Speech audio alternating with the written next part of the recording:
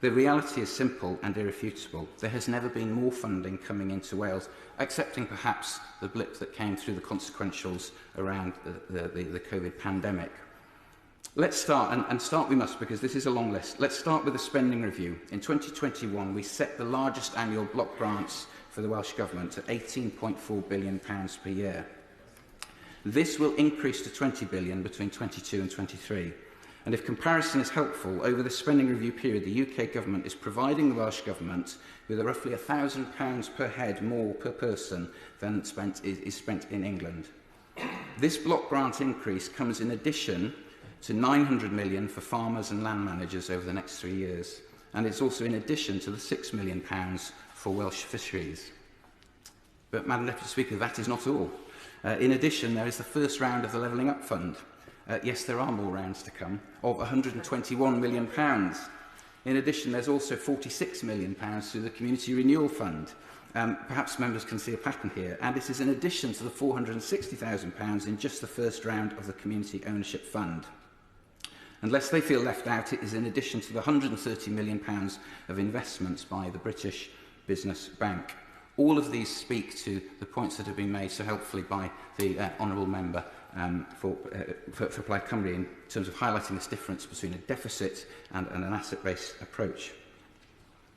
Because this is in addition, again, to Wales' 22% share per annum of the UK-wide £2.6 billion UK Shared Prosperity Fund, a fund that does ensure EU funding is matched.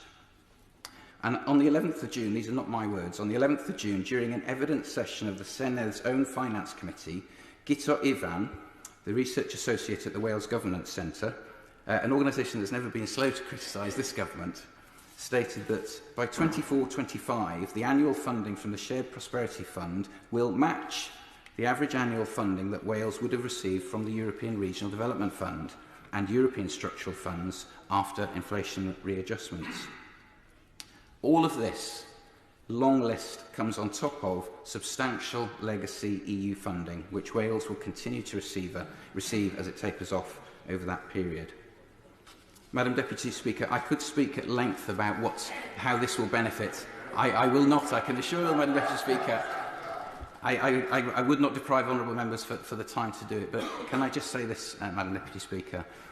The money that is coming into Wales offers a huge opportunity for Aberconwy, my own constituency, and for North Wales too. I think that this is incredibly positive, forward-looking of the UK Government to act in this way. I know that businesses locally are excited by it, and I see tremendous potential with the projects and the bids that we'll be submitting through the Levelling Up Fund bidding process. We do have to ask, in conclusion, Madam Deputy Speaker, we do have to ask, though, what has happened in Wales in economic terms. It is not in a good place. It has not been in a good place. There is no suggestion at the moment that that is going to improve while the Welsh Labour Government continues its current economic plans, because it is, after all, it has been within the devolved capacity of the Welsh Labour Government for the entirety now of its existence. Thank you, Madam Deputy Speaker.